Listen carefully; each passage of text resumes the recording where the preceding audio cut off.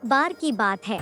हरियाली और ऊंचे पहाड़ों के बीच बसे एक दूर के राज्य में रमन नाम का एक राजा राज करता था। राजा रमन एक न्यायप्रिय और परोपकारी शासक था, जो अपनी बुद्धि और दयालुता के कारण अपने लोगों से प्यार करता था। हालांकि एक खासियत थी जो उसे अन्य राजाओं से अलग करती थी। उसे अक्सर उसके दरबारियों और उसके राज्य के लोगों द्वारा पागल राजा कहा जाता था।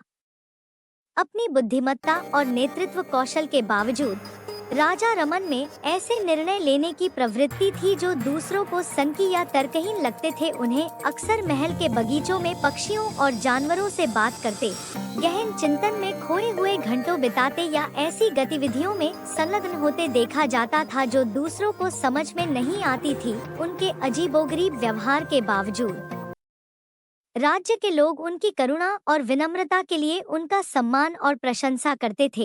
एक दिन मंत्रियों का एक समूह चिंता के साथ राजा के पास पहुंचा। उन्होंने राज्य की समृद्धि के बारे में अपनी चिंता व्यक्त की।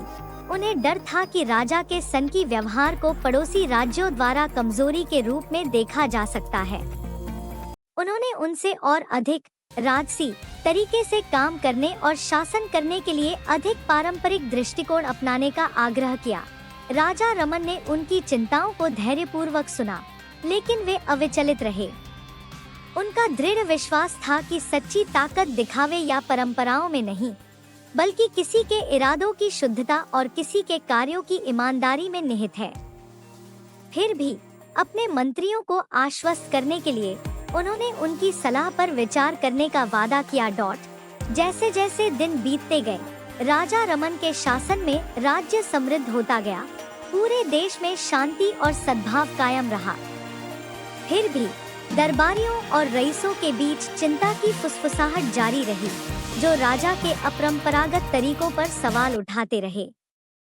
एक दिन एक पड़ोसी राज्य ने लंबे समय से चले आ रहे क्षेत्रीय विवाद का हवाला देते हुए राजा रमन के राज्य पर युद्ध की घोषणा कर दी। यह खबर जंगल की आग की तरह फैल गई, जिससे पूरे राज्य में हड़कंप मच गया। मंत्रियों और कुलीनों ने राजा से अपनी भूमि की रक्षा के लिए त्वरित और निर्णायक कार्रवाई करने का आग्रह किया। हालांकि अपनी सेना को संगठित करने और युद्ध की तैयारी करने के बजाय राजा रमन ने अपनी प्रतिक्रिया से सभी को आश्चर्यचकित कर दिया। उन्होंने शांतिपूर्ण तरीकों से संघर्ष को हल करने के प्रयास में पड़ोसी राज्य के राजा से व्यक्तिगत रूप से मिलने के अपने इरादे की घोषणा की। राजा के प्रस्ताव पर दरबारी हैरान रह गए। उन्होंने उन्हें निहत्थे दुश्मन के इलाके में जाने के खतरों के बारे में चेतावनी दी, लेकिन राजा रमन अपने इस विश्वास पर अडिग रहे कि बातचीत और समझ से युद्ध की भयावहता को टाला जा सकता है। केवल कुछ भरोसेमंद सलाहकारों के साथ राजा रमन पड़ोसी राज्य की यात्रा पर निकल पड़े। रास्ते में उन्हें कई तरह की बाधाओं और चुनौतियों का सामना करना पड़ा, जिसमें खतरनाक इलाके और दुश्मन के गश्ती दल के साथ शत्रुतापूर्ण मुठभेड़ शामिल थी। फिर भी वे अविचलित रहे। करुणा और तर्क की शक्ति में उनके अटूट विश्वास से प्रेरित थे। शत्रु राज्य की राजधानी में पहुंचने पर राजा रमन को राजा और उनके दरबारियों द्वारा संदेह और शत्रुता के साथ स्वागत किया गया। उनके ठंडे स्वागत से विचलित हुए बिना उन्होंने दोस्ती का हाथ बढ़ाया और संघर्ष के लिए एक शांतिपूर्ण समाधान का प्रस्ताव रखा।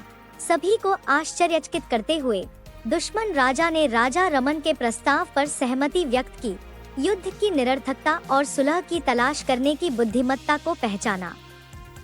सद्भावना के एक ऐतिहासिक इशारे में दोनों राजाओं ने एक शांति संधि पर हस्ताक्षर किए, जिससे दशकों की दुश्मनी और रक्तपात समाप्त हो गया।